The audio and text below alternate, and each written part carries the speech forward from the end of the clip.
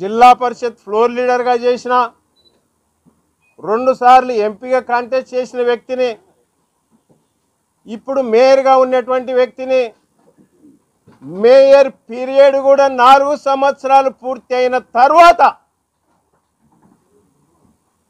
ఇవాళ వాళ్ళు చేయాల్సిన ప్రయత్నాలన్నీ చేసుకున్న తర్వాత 4 సంవత్సరాల తర్వాత అవిశ్వాసం పెట్టడానికి వాళ్ళు చేసుకోవాల్సిన ప్రయత్నాలన్నీ చేసుకున్న తర్వాత ఇంకా ఏమీ చేయలేమని చేతులు ఎత్తేసి నా మీద అబండాలు వేయటం మొదలుపెట్టారు. అంటే వాళ్ళ ప్రభుత్వం వచ్చి కూడా దరిదాపుగా సంవత్సరం అవుతుంది. నేను మేయర్నై 4 సంవత్సరాలు పూర్తి అయిపోయింది. ఇవాళ వాళ్ళు ఏమి చేయలేని పరిస్థితుల్లో ఏదో ఒక రకంగా బురద చల్లాలనేటువంటి ప్రయత్నం, వాళ్ళు చేసిన ఆరోపణలకు ఇప్పుడు మీ అందరి ఎదురుగానే సమాధానం చెప్తాను నేను. దీనికి ఇప్పుడు చెప్పేటువంటి సమాధానాలకు దేనికైనా అది కాదు నిరూపిస్తే నేను ఏ శిక్షకైనా సిద్ధం.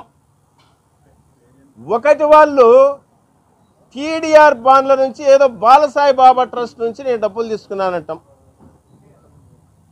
ఇప్పుడు నాకు అవసరము, నేను నీతో అప్పు తీసుకుంటా, నువ్వు పొలం అమ్మిచ్చినవో బంగారం అమ్మిచ్చినవో ఏం అమ్మిచ్చినవో అన్న సంగతి నాకెందుకు?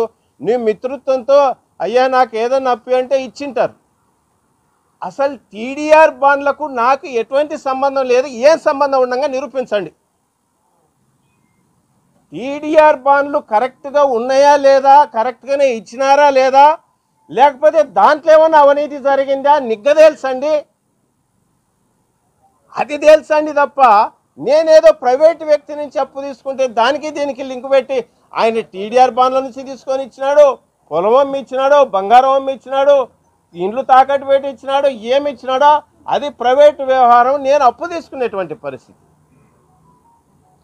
ఆ అప్పు కూడా ఎవరన్నా లంచం ఇచ్చేవాడు చెక్కు రూపంలో ఇస్తాడేమో, ఇది ఎక్కడన్నా ఉండిందా? అప్పు కాబట్టి డైరెక్ట్ చెక్కు రూపంలో తీసుకున్నా నేను. ఆయన డేట్లు మనకు గుర్తుండని నువ్వు ఇంట్రెస్ట్ ఏదన్నా వేసిద్దులే అన్నట్టుగా అని చెప్పేసి చెక్కు రూపంలో ఇచ్చినటువంటి పరిస్థితి. అంటే అసలైన సబ్జెక్టును వదిలిపెట్టేసి కేవలం కార్పొరేషన్లో నన్ను టార్గెట్ చేసే చేయాల్సిన మా కార్పొరేటర్ల కొరకు చేయాల్సిన ప్రయత్నాలు చేసినారు. ఏదో 3-4 సంతలో అమ్మడమైనట్టు పోయినారు. ఏదో ఆ మేకలను గొర్రెలను కొంటారు చూడు, అట్లా పెట్టి కొన్నారు, పోయినారు. పోయినోళ్ళు పోయినారు, ఇంకెవరు పోనీక లేదు, పోలేరు. మా వాళ్ళు ఎవరు కూడా అంత వీక్గా ఉన్న వాళ్ళు ఎవరు లేరు, పోవాల్సిన అవసరం ఎవరికి లేదు, పోరు కూడా. పోరు అనే సంగతి తెలిసినాకనే ఈ వ్యవహారాలను మొదలుపెట్టారు. వాళ్ళది ఇంకొక రెండో ఆరోపణ ఏంటంటే 2 ప్లాట్లు కొన్నానంట. నా జీవితంలో నాకు ఇంతవరకు సొంత ఇల్లు లేదు, కారు కూడా లేదయ్యా. ఇవాళ మీ ఎదురుగా చెప్తున్నా, అఫిడవిట్లో, ఎలక్షన్ అఫిడవిట్లో ఎక్కడ అదేదైనా రాంగ్ ఉంటే అవి రాంగ్ చూపించినాడని అర్థం ఉంది. దాంట్లో చూపించిన దాన్ని తీసుకొచ్చి నా జీవితానికి 60 సంవత్సరాల వయసు, 34 ఏళ్ళ నుంచి నా భార్య టీచర్గా పనిచేశా, 2 ప్లాట్లు కొనకూడదా? ఆ ప్లాట్లు కూడా 10 సెంట్లని రాస్తే సిగ్గుపోతుందని రాసే వాళ్లకు స్క్వేర్ ఫీట్లలో 4,000 స్క్వేర్ ఫీట్లు, 4,000 స్క్వేర్ ఫీట్ల ప్లాటు కొనకూడదా నేను? అదేదో నిన్న వాళ్ళతో చెప్పిన రాసేదేదో 100 కోట్ల కన్నా రాసింటే నాకు ఎవడో నప్పన్న కాలబెడతాండే. మీరు అంతా కలిసి కూడా ₹1 కోటి కూడా దాంట్లో అవినీతి అని చెప్పి రాయలేదు. ఇదేం రాయటం, ఫోటోనన్నా పెట్టకూడదా, రాష్ట్రం అంతా ప్రచారం అవుతుండే అని చెప్పిన.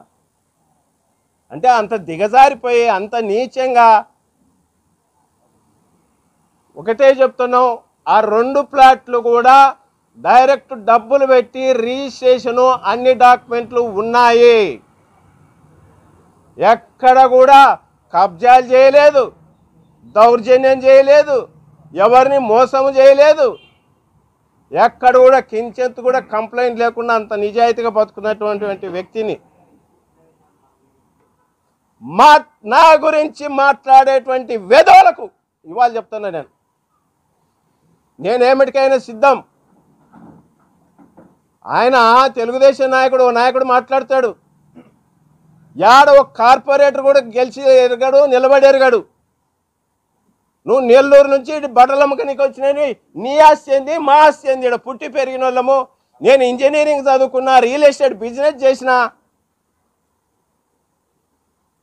గురువింజ సామెతలాగా నువ్వు మాట్లాడితేట మీరు రోడ్లను కూడా కబ్జాలు చేసి అమ్ముకునేటువంటి బతుకులు మీవి. ఇంకొకసారి మాట్లాడితే ఖబర్దారు చెప్తానా నేను. మాకు అవకాశం వస్తుంది.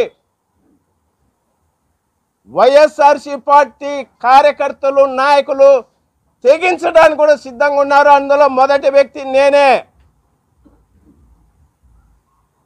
నేను చావటానికైనా సిద్ధం, ఆ పని చేయటానికి కూడా సిద్ధం. జగన్మోహన్ రెడ్డి గారి కొరకు ఎంత దూరమైన వెళ్తామని సంగతి గుర్తుంచుకోండి. ఎవరిని వదిలిపెట్టాం. మళ్ళీ వచ్చేది ఖచ్చితంగా మా గవర్నమెంటే. ఇవాళ మీరు ఎన్ని అరాచకాలు, ఎంత అబద్ధాలు, ఎన్ని అబద్ధాలు చేయాలో అన్నీ గుర్తుపెట్టుకుంటాం. ఇంకా దూరం వెళ్తే మేము కూడా ఎంతవరకైనా ప్రయాణం చేయడానికి సిద్ధమని సంగతి గుర్తుంచుకోండి.